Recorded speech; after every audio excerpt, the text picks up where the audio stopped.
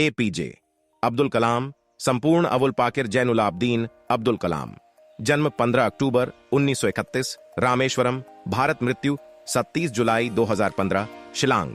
भारतीय वैज्ञानिक और राजनीतिज्ञ जिन्होंने भारत के मिसाइल और परमाणु हथियार कार्यक्रमों के विकास में अग्रणी भूमिका निभाई। वह 2002 से 2007 तक भारत के राष्ट्रपति रहे। कलाम ने मद्रास इंस्टीट्यूट ऑफ टेक्नोलॉजी से वैमानिकी इंजीनियरिंग में डिग्री हासिल की और 1958 में रक्षा अनुसंधान और विकास संगठन DRDO में शामिल हो गए। 1959 में वह भारतीय अंतरिक्ष अनुसंधान संगठन में चले गए, जहां वह SLV के परियोजना निदेशक थे, जो पहला उपग्रह प्रक्षेपण वाहन था जिसे भारत में डिजाइन और निर्मित किया गया था। 1982 में DRDO में दोबारा शामिल होने पर कलाम ने ऐसे कार्यक्रम की योजना बनाई जिसने कई सफल मिसाइलों का उत्पादन किया, जिससे उन्हें मिसाइल मैन उपनाम मिला। उन सफलताओं में अग्नि भारत की पहली मध्यम दूरी की बैलिस्टिक मिसाइल थी, जिसमें SLV के पहलुओं को शामिल किया गया था और 1999 में लॉन्च किया गया था।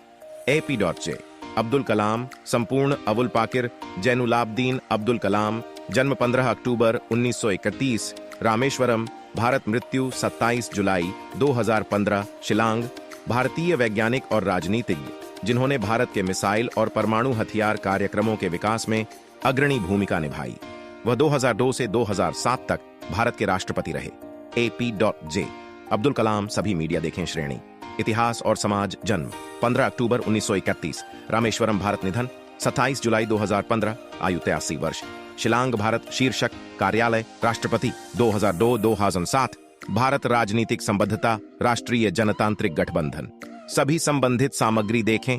कलाम ने मद्रास इंस्टीट्यूट ऑफ टेक्नोलॉजी से वैमानिकी इंजीनियरिंग में डिग्री हासिल की और 1968 में रक्षा अनुसंधान और विकास संगठन DRDO में शामिल हो गए। 1959 में वह भारतीय अंतरिक्ष अनुसंधान संगठन में चले गए, जहां वह SLV के परियोजना निदेशक थे, जो पहला उपग्रह प्रक्षेपण वाहन था जिसे भारत में डिजाइन और निर्मित किया गया था। 1982 में DRDO में दोबारा शामिल होने पर कलाम ने ऐसे कार्यक्रम की योजना बनाई जिसने कई सफल मिसाइलों का उत्पादन किया, जिससे उन्हें मिसाइल मैन उपनाम मिला। उन सफलताओं में अग्नि भारत की पहली मध्यम दूरी की बैलिस्टिक मिसाइल थी, जिसमें SLV के पहलुओं को शामिल किया गया था और 1929 में लॉन्च किया गया था।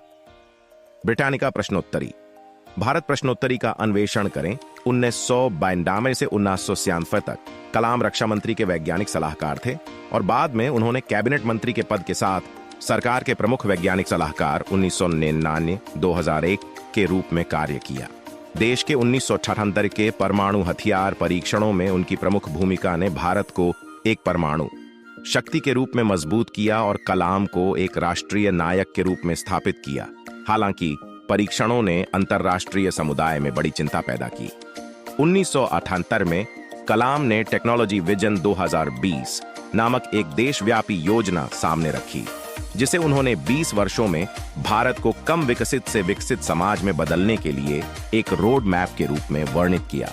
योजना में अन्य उपायों के अलावा कृषि उत्पादकता बढ़ाने, आर्थिक विकास के माध्यम के रूप में प्रौद्योगिकी पर जोर देने और स्वास्थ्य देखभाल और शिक्षा तक पहुंच बढ़ाने का आह्वान किया गया। APJ अब्दुल कलाम 2002 में भारत के सत्तारूढ़ राष्ट्रीय जनतांत्रिक गठबंधन NDA ने निवर्तमान राष्ट्रपति कोचेरिल रमन नारायणन के उत्तराधिकारी के रूप में कलाम को आगे किया।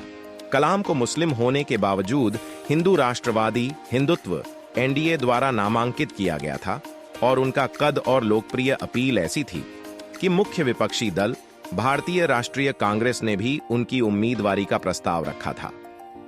कलाम ने आसानी से चुनाव जीत लिया और जुलाई 2002 में भारत के 11वें राष्ट्रपति के रूप में शपथ ली, जो एक बड़े पैमाने पर औपचारिक पद था। उन्होंने 2007 में अपने कार्यकाल के अंत में पद छोड़ दिया और देश की पहली महिला राष्ट्रपति प्रतिभा पाटिल उनकी जगह ली।